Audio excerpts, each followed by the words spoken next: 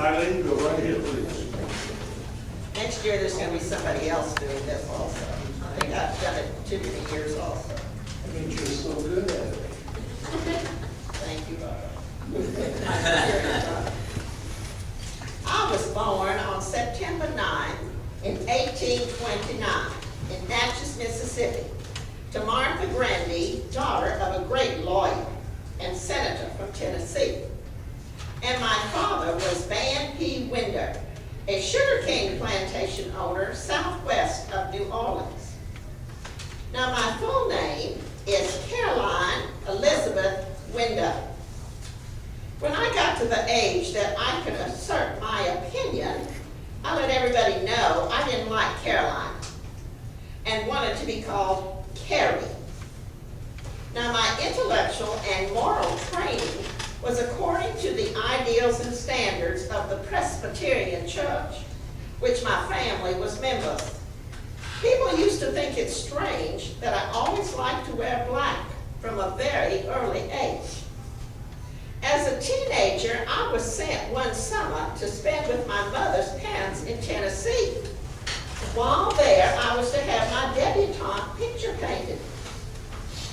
The leading painter of that time was in Nashville, and his name was Washington B. Cooper. I went to visit with him so he could decide how he was going to paint my picture. When I told him I wanted to wear a black dress, he was not happy. So he wrote my parents a letter, and my mother wrote back, "I have tried to guide my oldest child in appropriate and godly behavior all her days. I sent her to Nashville with 14 dresses. Good luck. I was often called spirited, romantic, and unconventional. I married my cousin, John McGavock, on December 18th in 1848. I was just 19. We moved to John's family plantation outside of Franklin that he had inherited and remodeled. The house was built in the late 1820s by his father, Randall, also a prominent local politician. The plantation was built on the site of a Revolutionary War land grant that belonged to his grandfather. It was called Carton Plantation. It was a prosperous antebellum plantation. It was named after Randall's father's birthplace in Ireland. The name Cranton is derived from a Gaelic word that means cairn, means a pile of stone. A cairn is sometimes a pile of stone to mark a grave. Perhaps this should have been an omen to my future life. Prior to the war, the estate had 1,420 acres, of which 500 acres was used for farming, to grow wheat, corn, oats, hay, and potatoes.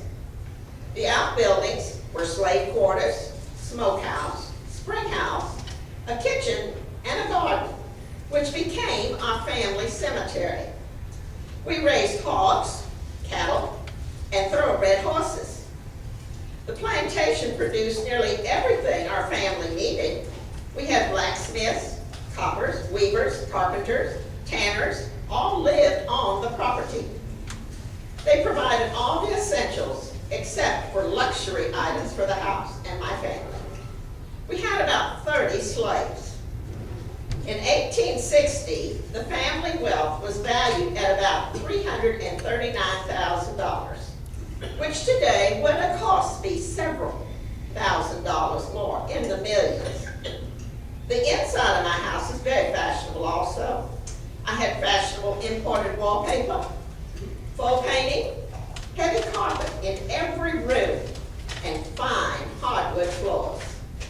My china, which consisted of 200 pieces, was all handmade and very unique. I had 5 children. 3 of them had died and 2 were still living in 1864, Hattie and Winder. Now, Hattie was 9 and Winder was 7. And I don't don't do PowerPoint, I don't do technology. I'm from the 1800s. So I'm gonna pass pictures around. So here's a picture of my family and my debutante picture. And also, I wanted you to see, not that one. I wanted you to see my house. This was my house and our plantation. Now, I went into a very, very deep depression after the loss of my third child. And I spent many days just sitting in my room looking at their pictures. My husband was worried about me. He talked to the doctor. The doctor gave him some laudanum for me to take. I didn't want to take it. I'd seen how women looked when they took that medicine. And I had a very large perfume bottle in my bedroom. So every day, I just poured a little of that into the perfume bottle. When the bottle was empty, the medicine bottle was empty, my husband took it back to the doctor and got it refilled again. And I just kept doing that every day. And you know, even the flowers wouldn't bloom when I put it on them. Now my husband, John, acquired an honorary colonel title by funding a local Confederate regiment. It was the Colonel R.W. McGavock 10th Tennessee Regiment.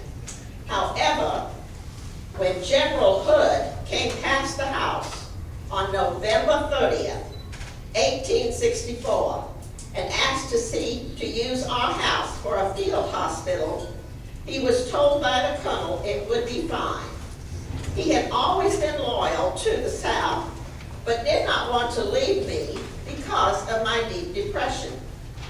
While sitting in my room upstairs, I heard the commotion downstairs, and when learning what was about to happen very soon, Mariah, who had been given to me by my father at a very young age, and I began to move things out of the house to the outbuildings.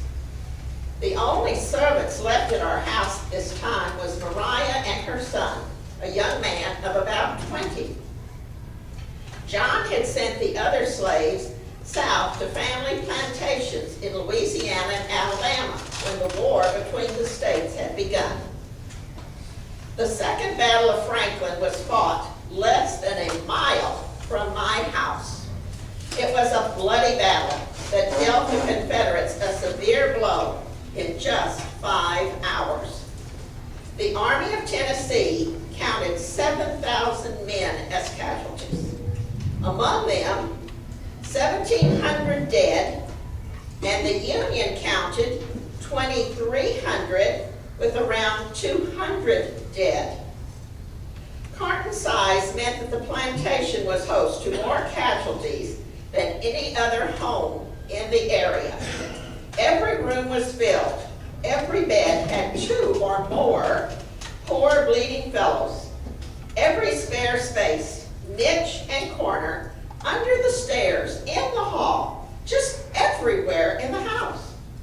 There were at least 300 cared for inside the house, with many more on the grounds. Tents or slave quarters, or even just on the cold ground.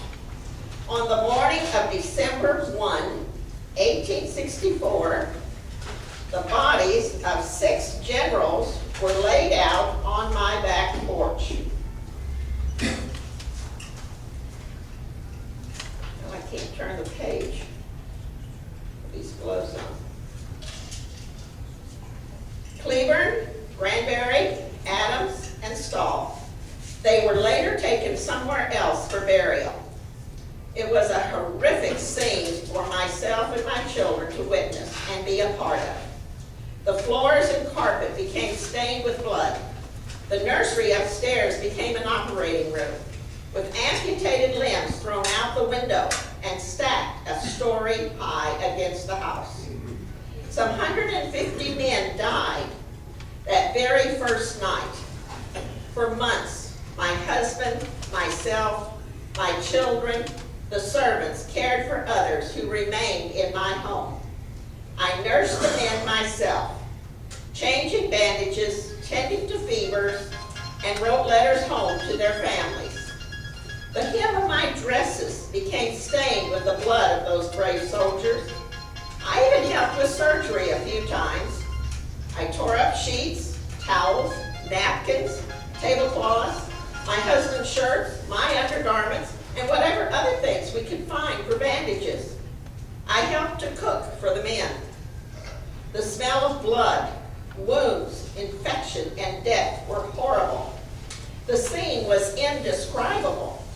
However, I was not frightened by the sight of this ghostly death, and I walked from room to room, from man to man, to help as many as possible. The next morning found the battlefield to be a sight. Thousands of Confederate soldiers were laying on the cold ground, many dying during the night from the cold and their wounds. There was need for a cemetery on the spot. The men were hastily buried, identified as best they could, and placed in long rows, usually by twos, in a shallow 2 or 3 foot deep grave along the main line of entrenchment. They were given wooden markers to note their identities. About a year later, the graves were really in poor condition. The wooden markers in the second year were even being used for firewood. Hogs and wild animals were disturbing the graves. Farmland was in short supply, and the cemetery was about to be plowed up to raise crops.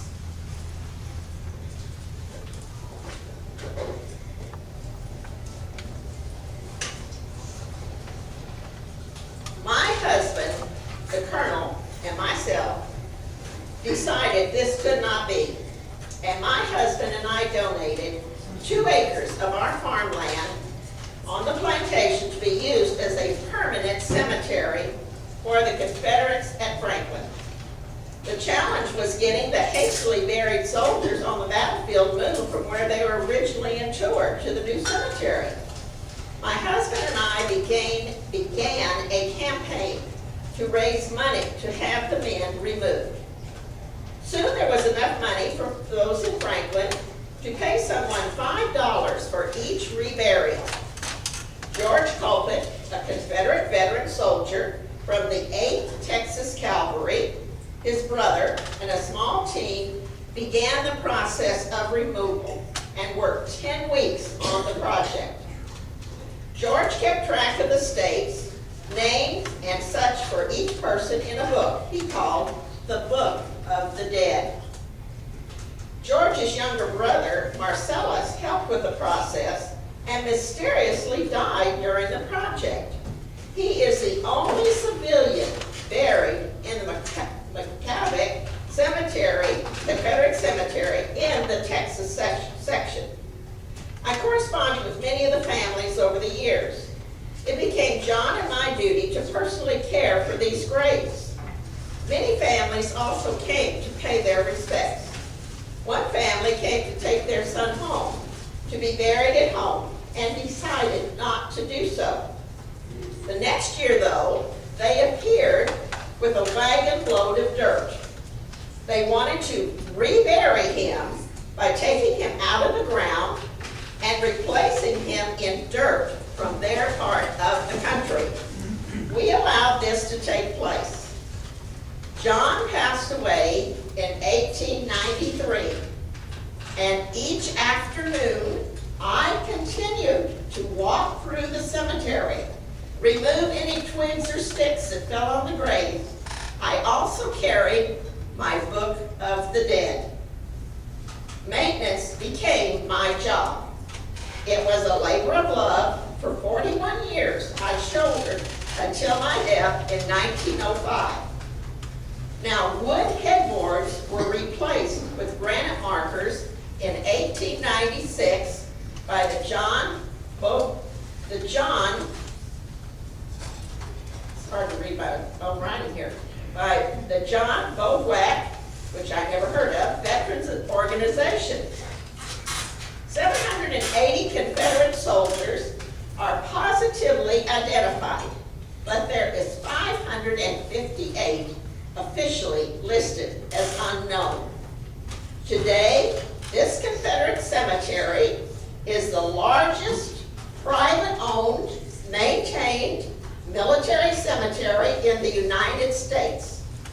The Franklin chapter of the United Daughters of the Confederacy have maintained the cemetery since 1905. Some say I was an extraordinary woman of my times that stepped up to the plate with extraordinary valor. I think I'm just an ordinary woman thrown into extraordinary times who has been an advocate for the dead. Therefore, I acquired the nickname, the Widow of the South. In 1911, the widow of my son, Winder, his wife, sold the plantation. In the following years, it fell into disrepair. In 1973, Carton was listed on the National Register of Historic Places. And in 1977, the house and 10 acres was donated to the Carton Association Incorporated. The association has been vital in restoring and maintaining the plantation through tours, gift shop sales, membership, special events, and generous donations. And I have a map of the battlefield that day, and I have marked, well, I have it upside down. Right here is where their house was, a mile from the battlefield. This shows where all of the units were located. And many years ago, my husband and I visited this place. We visited the cemetery and the home. As far as that's concerned, and it really was nice. I got my husband to go through the home because he made the comment one time when we were going through Charleston. I said, now honey, when we get to Charleston, there's 2 houses I want to see. And we get to Charleston, and where we were supposed to turn for one, he just keeps on driving. And we got to where the second one was, and he just drives past again. And I said, how come I can't see things that I want to see? And he said, well, if you just liked history. I said, I do like history. It's a different kind than what you like. He wanted to walk the battlefields. I didn't really care about walking the battlefield. I wanted to read the signs, sit in the car, and do my needlework. But he wanted to walk the battlefields. So anyway, as we came back, he started to make a detour, and I knew that wasn't the way we were supposed to go. And I said, honey, why are we going this way? He said, I'm taking you back to Charleston. You can see those houses. So we did. I got to see them. And from then on, every time I said, you know, I'd really like to go through this house. And he always went through it with me. I was really proud of him as far as that's concerned. But the funny thing was, here I am. I'm going to talk about the Widow of the South. And what does Russ send out? But this paper about preserving part of the battlefield. Well, I'll tell you, when they first, the strip that they're trying to get back, when that was first designated, it was going to be a shopping strip, it had a Pizza Hut on it. And Carl said, I will never eat in a Pizza Hut again, because they've desecrated the battlefield. So you might, I don't know whether you eat the Pizza Hut or Domino Pizza or whoever they have there now, but you might have to preserve this battlefield. Now, this book, The Widow of the South, I would recommend that you read it. However, most of what I told you is historical, and a lot that's in here is not all historical. It's a little romantic. There is a love interest in here for her.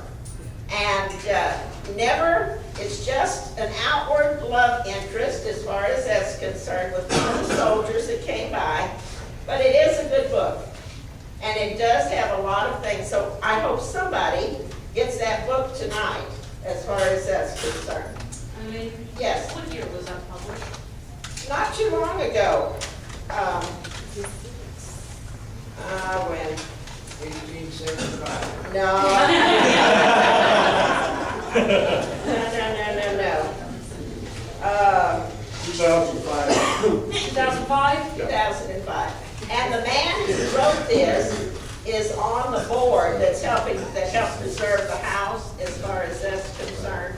And that's what got his interest in this. He wanted to do that. Now, I'm going to forget about being Miss Carrie, and I'm so glad my hat stayed on today. I'm not used to wearing it. For some of you men that don't go to some of the things that the Rose does, one of the things the Rose is to do is to support the things that this camp does, or any SCB camp. And one of the things we do is to have a Black Rose service at a memorial. And we have several of our group that do have the black mourning clothes that we wear.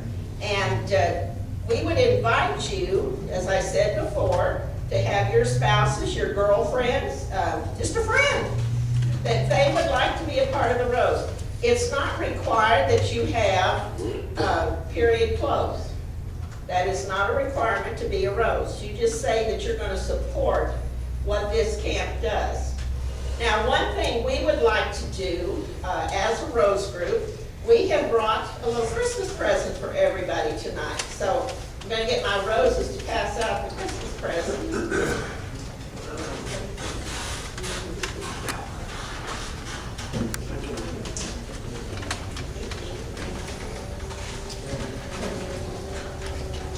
And when everybody has their Christmas present, the other thing we're going to do is, it's been traditional. When the camp wasn't so big, I invited them to my house, and I cooked a Christmas dinner for them, a Confederate Christmas dinner, chicken and dumplings, things like that. But it's too big now. My house is too little. We wouldn't all fit in there. And so one of the things we started at that time was making a toast to General Lee. And today, when I opened up my email, I also noticed that today was the day that Jeff Davis, couldn't think of that, Jeff Davis passed away also. So perhaps fill those glasses up. We might have, you need to take a little more in those glasses. That's amazing. Yeah, put more in there. Now, we wanted this toast to be very Confederate.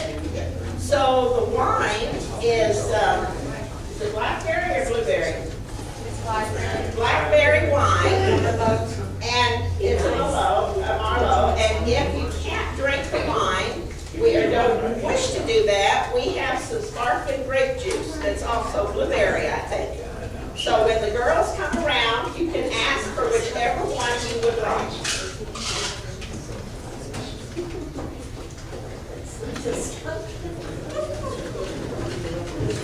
Okay, while we're doing that, Bob is passing out the tickets for the drawing tonight. And Haley, how about doing me a favor? Pass the hat. Everybody dig deep, remember it's Christmas and be generous.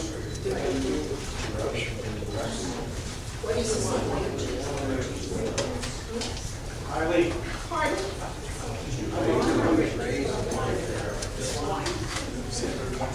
And normally when we have a speaker, we give them a Confederate coffee mug or a Confederate logo beer mug.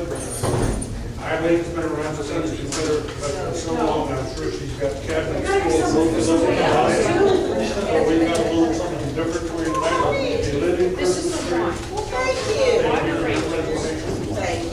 And we've also got something from the Reynolds family. Mike, you want to